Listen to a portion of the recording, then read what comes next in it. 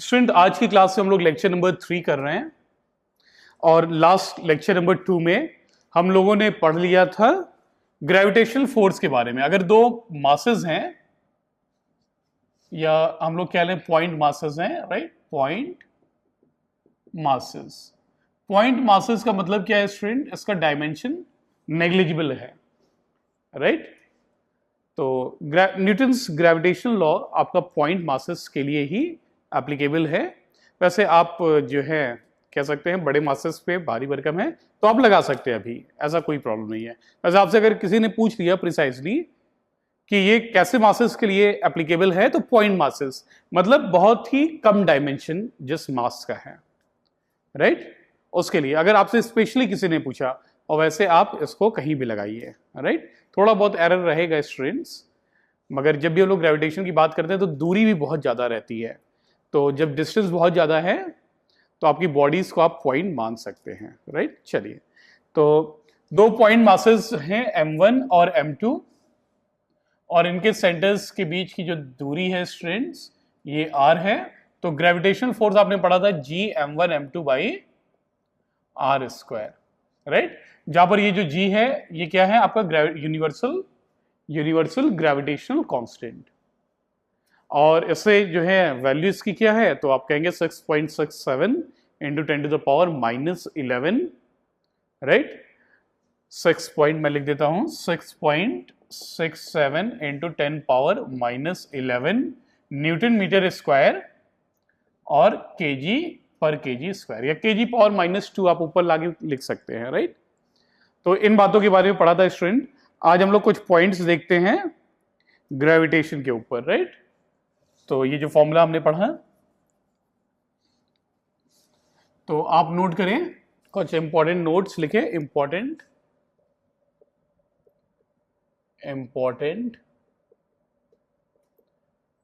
Points on gravitational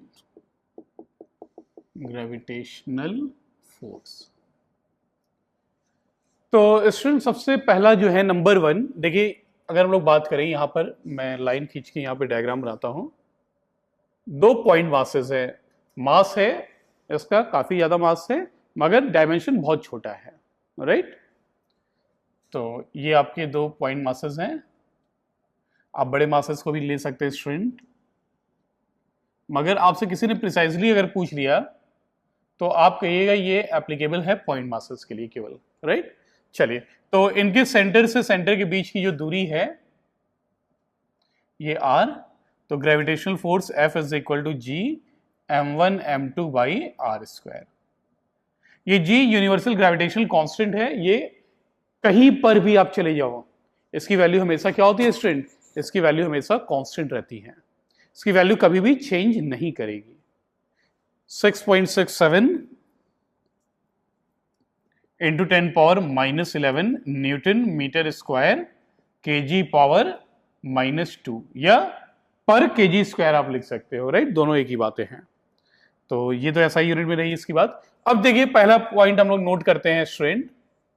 देखिए अगर हम लोग बात करें, दो चार्जेस हैं, मान लीजिए ये चार्जेस है और इनके बीच में आप कुछ जैसे कोई दूसरा मीडियम रख दीजिए। आप एयर, अभी एयर हैं, इनकी जगह पे आपने रख दिया वुड को, लकड़ी को, लोहे को, प्लास्टिक को, पेपर को, कुछ भी रख दिया आपने, तो आपने महसूस किया होगा क्या होगा, जो इलेक्ट्रोस्टैटिक फोर्स है चार्जेस के बीच में वो कम हो जाता है, राइट। और जो बहुत ही कॉमन एग्जांपल है स्टूडेंट, अब बात करें मैग्नेट की, तो स्टूडेंट्स मैग्नेट के दो पोल्स नॉर्थ नॉर्थ, आपके देखिए दो मैग्नेट्स लिए आपने, इसके नॉर्थ साउथ और ये नॉर्थ साउथ।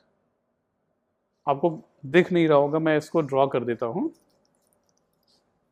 चलिए देखिए, ये जो है नॉर्थ पोल है, ये साउथ पोल, और ये नॉर्थ पोल साउथ पोल। तो ऑब्वियस सी बात है इनके बीच में क्या होगा, रिपल्शन होगा, राइट।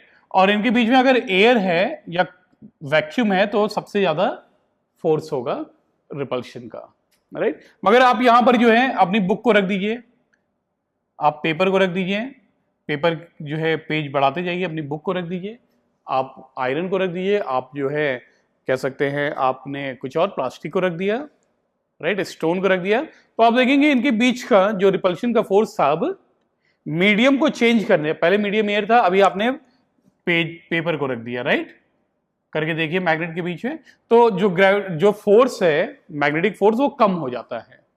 मगर स्टूडेंट आप इनके बीच में कुछ भी मीडियम रख दीजिए, इनके बीच में कुछ भी मीडियम रख दीजिए, ग्रेविटेशनल फोर्स चेंज बिल्कुल भी नहीं करेगा, राइट। ग्रेविटेशनल फोर्स बिल्कुल भी चेंज नहीं करेगा। क्यों? क्योंकि जो कैपिटल जी है ये तो कभी चेंज होगा ही नहीं। मास भी भाई, आपने कुछ यहाँ पे पेपर रख दिया, अगर मान लीजिए आपने यहाँ पे पेजेस रख दिए, पेपर से भर दिया पूरा, तो भी मास तो नहीं चेंज होगा बॉडी का, और डिस्टेंस भी नहीं चेंज होगी। क्लियर है बात? और ये जी जो है ये तो कभी चेंज होता ही नहीं है। तो मीडियम के ऊपर ग्रेविटेशनल फोर्स डिपेंड नहीं करता है, पहली बात, राइट। चाहे एयर हो मीडियम स्टूडेंट्स, चाहे कुछ भी हो मीडियम, राइट। यहां पर फोर्स जो है, रिपल्शन का फोर्स, ये कम हो जाएगा, डिक्रीज हो जाएगा मैग्नेट के केस में, मगर यहां पर नहीं होता है। तो इस पॉइंट को आप बिल्कुल याद रखेंगे अच्छे से, राइट। कई बार पूछ लेता है एग्जाम्स में, आप लोग लिखें इस पॉइंट को। नंबर 1, ग्रेविटेशनल फोर्स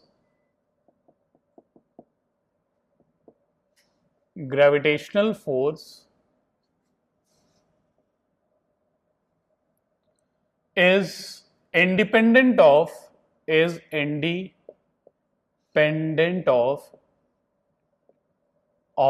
intervening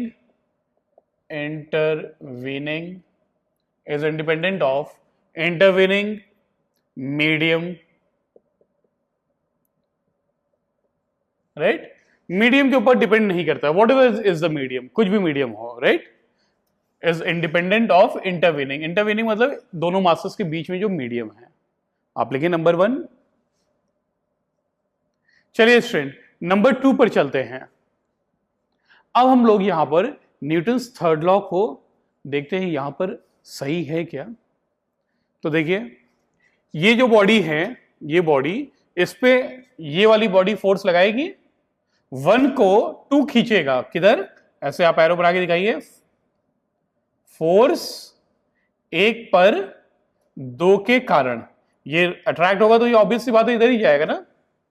अब 2 की बात करिए, बॉडी नंबर 2 की, इस पे भी तो ग्रेविटेशनल फोर्स लगेगा, इसके कारण, 1 के कारण, और ये क्या होगा, ये भी इसकी तरफ अट्रैक्ट होगा, खींचा चला जाएगा, ये तो वैसा अट्रैक्टिव फोर्स होता है। तो ये क्या होगा, फोर्स 2 पर 1 के कारण, राइट। फोर्स क्या लिखा आपने, 2 पर 1 के कारण। और आप देख रहे हैं इन दोनों फोर्सेस की डायरेक्शन कैसी है, ऑपोजिट है, और इनका मैग्नीट्यूड, बट ऑब्वियस से इनका मैग्नीट्यूड सेम होगा स्टूडेंट। तो ये ग्रेविटेशनल फोर्स आप कह सकते हैं किसका पालन कर रहा है, ग्रेविटेशन फोर्स न्यूटन के थर्ड लॉ को फॉलो कर रहा है।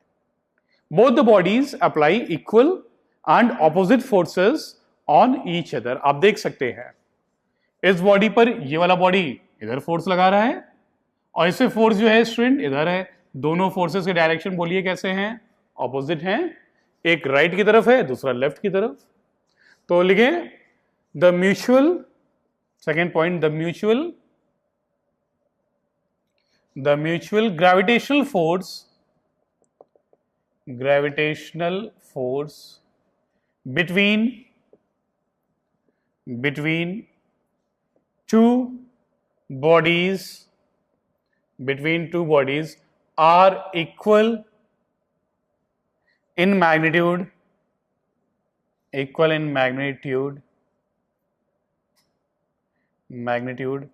and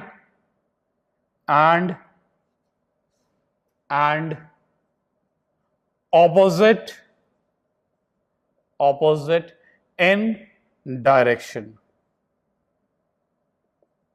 right. आप लिख सकते हैं एक्शन रिएक्शन पेयर हैं दोनों, एक्शन रिएक्शन पेयर, राइट। और लिख सकते हैं आप ग्रेविटेशनल फोर्स पूरा लिखिए स्टूडेंट, मेरे पास कम जगह है इसलिए मैं GF लिखा हूं।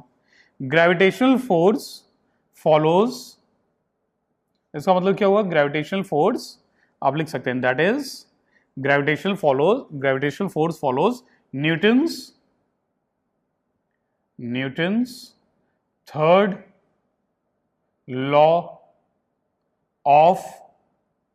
Law of motion. चलिए, तो आपको ये पता चला कि ग्रेविटेशनल फोर्स न्यूटन के थर्ड लॉ को फॉलो करता है। Every action has equal and opposite reaction. ये इसके ऊपर एक्शन कर रहा है तो इसके ऊपर क्या हो रहा है, रिएक्शन हो रहा है। एक एक्शन है तो दूसरा रिएक्शन। क्लियर, इस बात को आप नोट करिए। नंबर 2। चलिए स्टूडेंट नेक्स्ट पॉइंट के बारे में डिस्कस करते हैं। और पॉइंट नंबर 3 जो है स्टूडेंट, पॉइंट नंबर 3 हम लोग लिखेंगे, ये आपका न्यूटन्स लॉ ऑफ ग्रेविटेशन। ये किसके लिए वैलिड है, तो केवल और केवल पॉइंट मासेस के लिए, राइट। बट स्टूडेंट हम लोग इसे इन जनरल लगा देते हैं कहीं भी, जैसे बात हो रही होगी सन और अर्थ के बीच का ग्रेविटेशनल फोर्स, वहां पर भी हम ये फॉर्मूला फिट कर देते हैं, राइट। क्यों, क्योंकि इनके बीच में दूरी बहुत ज्यादा है। इनके बीच में दूरी इतनी ज्यादा है कि इन बॉडीज को हम लोग पॉइंट की तरह एज्यूम कर ले रहे हैं, राइट। आप मान सकते हैं, आप जो हैं कहें तो ये तो अगर किसी ने आपसे बिल्कुल पूछा कि ये किस मास के लिए एप्लीकेबल है, तो पॉइंट मास के लिए ही एप्लीकेबल होता है। मगर आप अभी कहीं भी लगा दो, अप्रोक्सीमेटली बराबर ही होगा, राइट। चलिए, तो नंबर 3 लिखे, Newton's law of gravitation is valid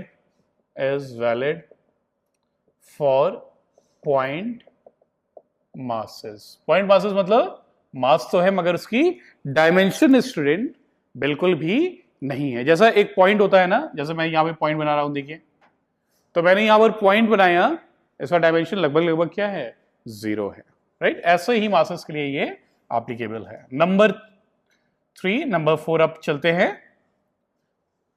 number 4 कहता है स्टूडेंट, ग्रेविटेशनल फोर्स एक सेंट्रल फोर्स है। मैं आपको बताऊंगा कि सेंट्रल फोर्स क्या होता है, लिख लेते हैं। Gravitational force is a central force,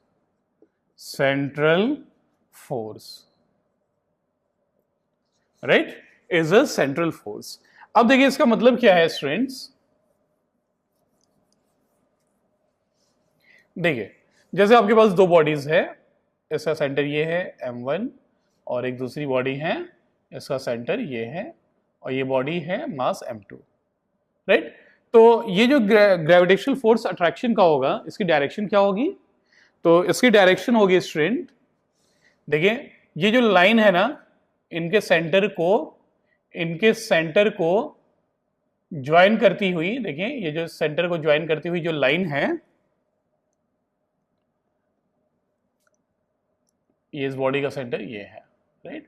तो इनके सेंटर को ज्वाइन करती हुई जो लाइन है, इसी के अलोंग होता है, इसी लाइन के अलोंग, और ये है तो अट्रैक्शन, तो क्या होगा, इस पे फोर्स लगेगा अट्रैक्शन का इधर और इस पे फोर्स लगेगा अट्रैक्शन का इधर, राइट।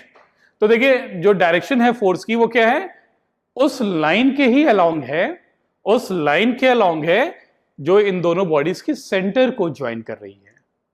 इसी वजह से इसे कहते हैं central force, right. Gravitational force is a central force and it acts along the line, joining the centers of the two masses, center of the two masses। तो सेंटर को, इसके सेंटर को और इसके सेंटर को ज्वाइन करती हुई जो लाइन है उसी के अलोंग होता है। तो ऐसा जो भी फोर्स होता है स्टूडेंट, वो सेंट्रल फोर्स कहलाता है, सेंटर, राइट। ऐसे ही इलेक्ट्रोस्टैटिक फोर्स, ये भी क्या है आपका, सेंट्रल फोर्स है। मगर आपको अभी पढ़ने की जरूरत नहीं है, जब आप आगे नेक्स्ट क्लास में जाएंगे तब हम लोग इस बात को पढ़ेंगे। चलिए, तो नंबर 4 आप लिखिए जल्दी जल्दी। चलिए number 5 student,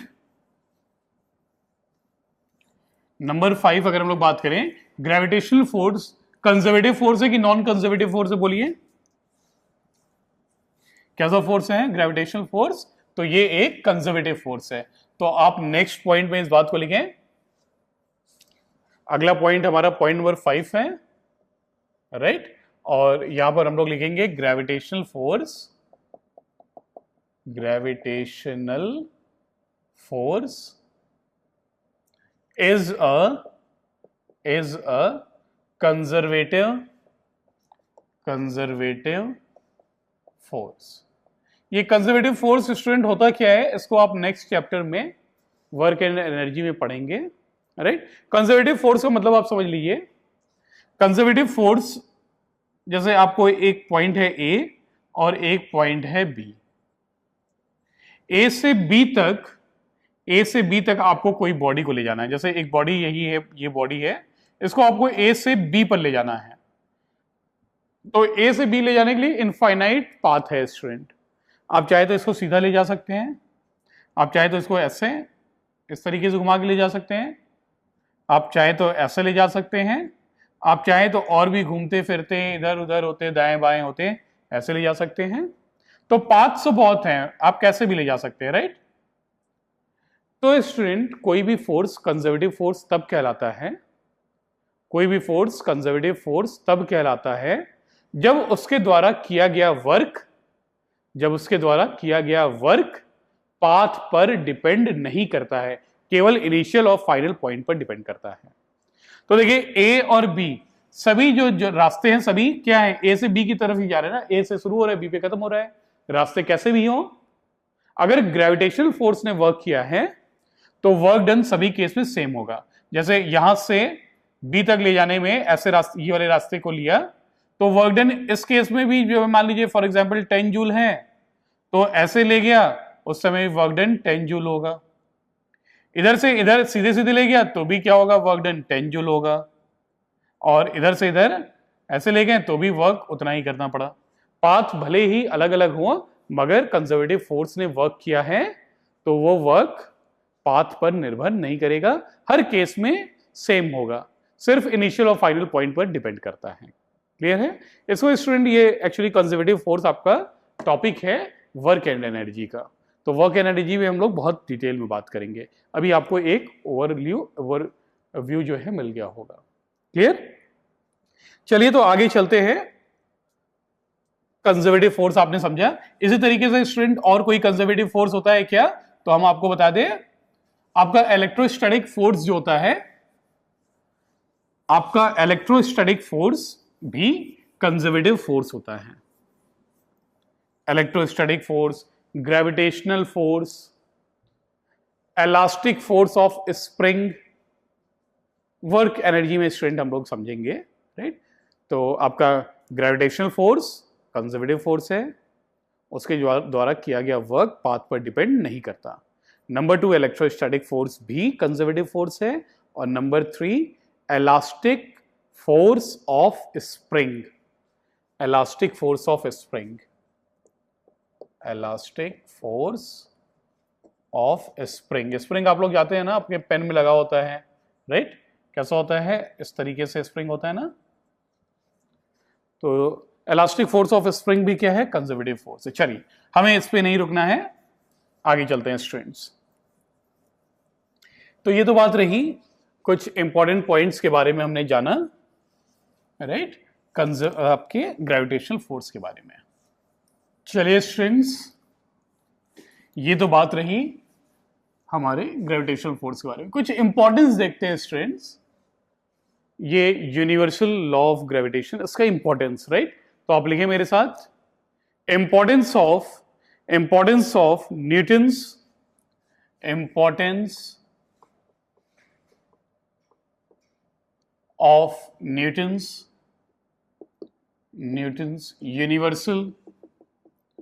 universal law of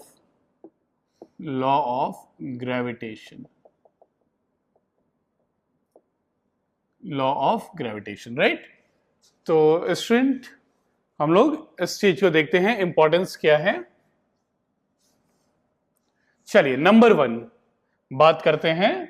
number 1 clear.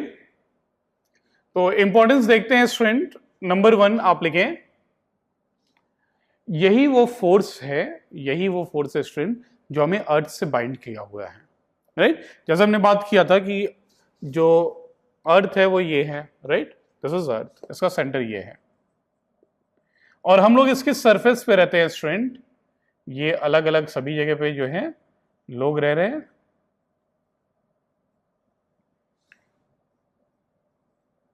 आप देख सकते हैं ये इंडिया वाला, ये जो है जापान वाला, ये अमेरिका वाला, ये जो है यूरोप वाला, कोई भी जस्ट रैंडम। तो हम सभी इसके सरफेस पे रह रहे हैं ना। तो ये वाला आदमी जो है नीचे गिर जाना चाहिए था ना, क्यों नहीं गिरता है? क्योंकि ग्रेविटेशनल फोर्स ऑफ अर्थ हमेशा जो है स्टूडेंट कोई भी चीज को अपने सेंटर की तरफ खींचता है। तो इसके ऊपर फोर्स लग रहा है, सेंटर की तरफ है ये। ऐसे ही सभी पे, इस पे भी लग रहा है, इस पे भी लग रहा है, हर एक चीज पर। यहां पर कोई बॉडी है, कोई पर्सन है, तो इस पे इधर लग रहा है। तो यही फोर्स हमको अर्थ से बाइंड की हुई है, हमें अर्थ से मिट्टी से चिपकाई हुई है स्टूडेंट्स, राइट। और ये फोर्स नहीं होता, रिपल्सिव फोर्स होता, तो सोचिए हम लोग का क्या हाल होता। अगर अर्थ ग्रेविटेशनल फोर्स न लगाता, रिपल्सिव फोर्स लगाने लगता, तो हम लोग तो जो है अर्थ से रिपल होके पता नहीं कहां जा चुके होते, ब्रह्मांड में, यूनिवर्स में, राइट। हमेशा जो है अट्रैक्शन का फोर्स होता है ग्रेविटेशन का। तो आप लिखें, it is the force, gravitational force का इंपॉर्टेंस क्या है? It is the force that binds us to earth, right? Number 2, moon की बात करें स्टूडेंट्स, मून अर्थ के चारों तरफ चक्कर करता है ना, तो क्यों करता है? इसी फोर्स के कारण। देखिए यहां पर समझिए, ये अर्थ है आपका, ये अर्थ है, और मून जो है, मून एक ऑर्बिट में सर्कुलर मोशन करता है चारों तरफ अर्थ के। ये आपका मून हो गया, मान लीजिए यहां पर ये आपका क्या है? Moon, right, this is moon. तो स्टूडेंट देखिए, सर्कुलर मोशन करने के लिए, अगर मैं आपसे कहूं सर्कुलर मोशन करने के लिए किस चीज की नेसेसरी होती है, क्या होना चाहिए सर्कुलर मोशन के लिए? कोई भी बॉडी गोल गोल कब घूमेगी? जब उसके ऊपर एक फोर्स लगेगा, और वो फोर्स कौन सा होगा? Centripetal force. तो देखिए स्टूडेंट, सेंट्रीपिटल फोर्स ऐसा कोई जो है फोर्स है नहीं, मस्कुलर फोर्स जैसा नहीं है कि जो दिखता हो, राइट। ऐसा कोई फोर्स नहीं है। ये जो फोर्स अवेलेबल है उसी फोर्स में से एक फोर्स जो है, जो फोर्स है मौजूद, वही फोर्स सेंट्रीपिटल फोर्स का काम करने लगता है। जैसे अगर हम लोग बात करें स्टूडेंट, देखिए सेंट्रीपिटल फोर्स को समझिए आप। जैसे अगर मैं बात करूं आपसे, क्लास में मॉनिटर होता है, आपकी क्लास में मॉनिटर है, राइट। मगर क्या मॉनिटर नाम का कोई लड़का है क्या? तो मॉनिटर नाम का लड़का नहीं है। हर क्लास में मॉनिटर होता है, और हर क्लास में मॉनिटर अलग अलग लड़का होता है, राइट। ऐसा कोई नाम नहीं है किसी का। जिसको आप मॉनिटर बना दो, वो मॉनिटर करने की जिम्मेदारी को उठा लेता है, क्लास को माइंड करने की, मॉनिटर करने की और रिस्पॉन्सिबिलिटी ले लेता है। ऐसा कोई नाम का बंदा नहीं होता है जिसका नाम मॉनिटर हो, राइट। इसी क्लास में, आपकी क्लास में अभी कोई और मॉनिटर है, जब आप नेक्स्ट क्लास में चले जाओगे, आपके पीछे वाले बच्चे आपकी क्लास में आएंगे, तो इसी क्लास का एक बच्चा जिसका नाम मॉनिटर नहीं होगा, ये मॉनिटर का काम करने लगेगा। ऐसे ही स्टूडेंट, सेंट्रीपिटल फोर्स कोई फोर्स, ऐसा कोई फोर्स नहीं है। ये कोई भी फोर्स सेंट्रीपिटल फोर्स का काम करने लगता है। जैसे देखिए इसे जो है गोल गोल घूमना है, तो गोल गोल घूमने के लिए सेंट्रीपिटल फोर्स चाहिए, राइट। मगर ऐसा सेंट्रीपिटल फोर्स नाम का कोई फोर्स तो है नहीं। इन दोनों के बीच का जो ग्रेविटेशनल फोर्स ऑफ अट्रैक्शन है, इन दोनों के बीच में जो ग्रेविटेशनल फोर्स, अर्थ खींचेगा ना इसको, इनके बीच का जो ग्रेविटेशनल फोर्स है स्टूडेंट, यही सेंट्रीपिटल फोर्स का काम करने लगता है। यही सेंट्रीपिटल फोर्स का काम करने लगता है। जैसे मॉनिटर नाम का कोई लड़का, ऐसा कोई फोर्स तो नहीं है, लड़का तो नहीं है, मगर इसकी जो जिम्मेदारी है गोल गोल घुमाने की, वो जिम्मेदारी ग्रेविटेशनल फोर्स या मॉनिटर करने लगता है। आपको क्लियर हुआ? तो ऐसा सेंटीमीटर फोर्स नाम का कोई फोर्स नहीं होता है। इसकी जिम्मेदारी अलग अलग फोर्स अलग अलग समय पर प्ले करते हैं, रोल में आते हैं। जैसे आप देखें स्टूडेंट, यहां पर ये मान लीजिए न्यूक्लियस है, मैं रीड्रॉ नहीं कर रहा हूं, ये न्यूक्लियस है और ये इलेक्ट्रॉन है, ये इलेक्ट्रॉन है, मैं रीड्रॉ नहीं कर रहा हूं स्टूडेंट, उसी में बना दे रहा हूं।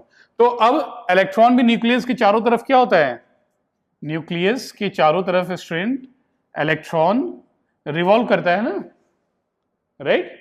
न्यूक्लियस की चारों तरफ इलेक्ट्रॉन रिवॉल्व करता रहता है। तो इसको गोल गोल घूमने के लिए इलेक्ट्रॉन को सेंट्रीपिटल फोर्स चाहिए, ये तो चाहिए ही गोल घूमने के लिए, मगर ऐसा कोई सेंट्रीपिटल फोर्स नाम का कोई फोर्स होता नहीं है। इन दोनों के बीच में जो इलेक्ट्रोस्टैटिक फोर्स है स्टूडेंट, इलेक्ट्रोस्टैटिक फोर्स जो है, ये इलेक्ट्रोस्टैटिक फोर्स सेंट्रीपिटल फोर्स की जिम्मेदारी निभाने लगता है। ऐसे ही अगर कोई आपकी व्हीकल है, एक सर्कुलर रोड है मान लीजिए ऐसा, राइट? और यहां पर कोई कार है, आपकी कार है, इसको सर्कुलर मोशन करना है, तो सर्कुलर मोशन करने के लिए सेंट्रीपिटल फोर्स चाहिए। और इस बार सेंट्रीपिटल फोर्स का रोल कौन प्ले करेगा? फ्रिक्शन। फ्रिक्शन का फोर्स, फ्रिक्शन जिम्मेदारी उठाएगा सेंट्रीपिटल फोर्स की। जो सेंट्रीपिटल फोर्स चाहिए वो फ्रिक्शन देगा। फ्रिक्शन कहां पे? जो टायर और रोड के बीच का है, राइट? उनके बीच का जो फ्रिक्शन फोर्स है वही इस बार सेंट्रीपिटल फोर्स का काम करेगा और गाड़ी को गोल गोल घुमाएगा इस सर्कुलर पाथ पे। चलिए, तो बड़ी अच्छी चीज हमने सीखा है स्टूडेंट। तो यहां पर आइए अर्थ और मून के लिए। तो मून को गोल गोल घूमने के लिए क्या चाहिए? Centripetal force. और देगा कौन? देने वाला कौन है? अर्थ और मून के बीच में जो ग्रेविटेशनल फोर्स है वही सेंट्रीपिटल फोर्स का काम करेगा और वही मून को गोल गोल घुमाएगा अर्थ के चारों तरफ। क्लियर? तो आप लोग लिख लें मोशन ऑफ, इंपॉर्टेंस कहां है इसका? मोशन ऑफ मून अराउंड अर्थ। ऐसे स्टूडेंट बाकी सारे जो प्लैनेट्स हैं, जो सभी प्लैनेट्स हैं, वो सन की तरफ गोल गोल घूमते हैं, तो उनको भी गोल गोल घुमाने के लिए यही उन प्लैनेट्स के, वो जो प्लैनेट है और सन के बीच का जो ग्रेविटेशनल फोर्स है वो सेंट्रीपिटल फोर्स का काम पूरा करके गोल गोल घुमाता है। जैसे जुपिटर को ले लीजिए, तो जुपिटर और सन के बीच का जो ग्रेविटेशनल फोर्स है ये सेंट्रीपिटल फोर्स का काम करने लगता है, रोल प्ले करता है और जुपिटर को गोल गोल घुमाता है सन के चारों तरफ। तो आप लिख ले motion of planets around sun, motion of planet around sun. और नंबर 4 स्टूडेंट इंपॉर्टेंस, आपको पता है टाइड्स आती हैं समुद्र में, सी में टाइड्स आती हैं। आपने देखा होगा मुंबई में कभी घूमने गए हो, राइट? आप गुजरात के शोर पे कभी घूमने गए हो तो आपने देखा होगा टाइड्स आती हैं, पानी आगे बढ़ जाता है, खींचने लगता है। तो वो कैसे खींचता है? मून जो है स्टूडेंट, मून अपने ग्रेविटेशनल फोर्स को लगा के पानी को खींच लेता है, ऊपर आगे की ओर बढ़ाता है। क्लियर? तो टाइड्स जो है वो क्यों आती हैं? ग्रेविटेशनल फोर्स ऑफ मून और आप कह सकते हैं सन, राइट? तो इन दोनों के कारण आती हैं, ग्रेविटेशनल फोर्स के कारण। तो लिख सकते हैं आप tides are due to gravitational force of moon and sun, right? तो ये तो बात रही स्टूडेंट्स आपकी importance of Newton's universal law of gravitation की, राइट? आप लिख ले इन सारी बातों को, नोट करिए फटाफट। चलिए स्टूडेंट, आपने नोट कर लिया होगा। अब हम लोग चलते हैं आगे और कुछ न्यूमेरिकल को देखते हैं student, right? Newton's law of gravitation के ऊपर हम लोग न्यूमेरिकल को करेंगे। अब एक सिंपल सा बिल्कुल बेसिक सा क्वेश्चन उठाते हैं स्टूडेंट्स।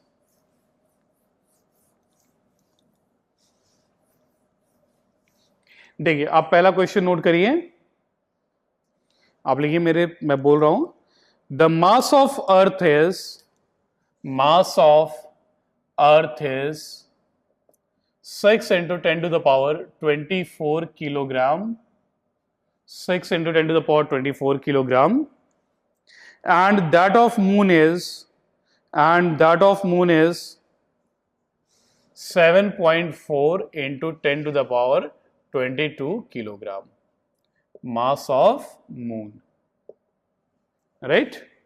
आप लिखें, and that of moon is 7.4 into 10 to the power 22 kilogram. If the distance between the earth and moon is 3.84 into 10 to the power 5 meter, 3.84 into 10 to the power 5 kilometer है student, 10 to the power 5 kilometer. Calculate the force exerted by earth on the moon. Calculate the force exerted by earth on the moon. तो force आपको निकालना है, आप simple use करेंगे G_m1 m2 by R square, और m1 क्या है, mass of earth into mass of moon upon इन दोनों के बीच की दूरी का स्क्वायर। तो लिख लें आप यहां पर F इज इक्वल टू क्या होगा student, 6.67 into 10 power -11 into mass of earth 6 into 10 to the power 24 into, मैं यहीं पर लिख देता हूं स्टूडेंट, जगह कम है, into mass of moon 7.4 into 10 power 22 kilogram m1 m2 by R square. R देखिए दूरी कितनी है, 3.84 इंटू 10 टू द पावर 5, और इसको किलोमीटर में को आप मीटर में चेंज करिए, मीटर में तो 1000 से मल्टीप्लाई करना होगा, कितना हो जाएगा, 10 पावर 8 हो जाएगा ना। तो हम लोग लिख सकते हैं इसको 3.84 इंटू 10 पावर 8 मीटर। तो आपको ऐसा यूनिट में ही रखना है तो मीटर में रखिए, राइट। तो ग्रेविटेशनल फोर्स आप कैलकुलेट करिए बिना कैलकुलेटर की मदद से। तो इसका आंसर स्टूडेंट होगा लगभग जो है 2.017 into 10 to the power 20 newton, right. आप सॉल्व करके देख लें, इसका answer 2.017 into 10 to the power 20 newton, right.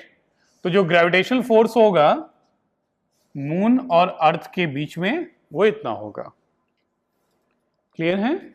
और इसे यही ग्रेविटेशनल फोर्स स्टूडेंट, यही ग्रेविटेशनल फोर्स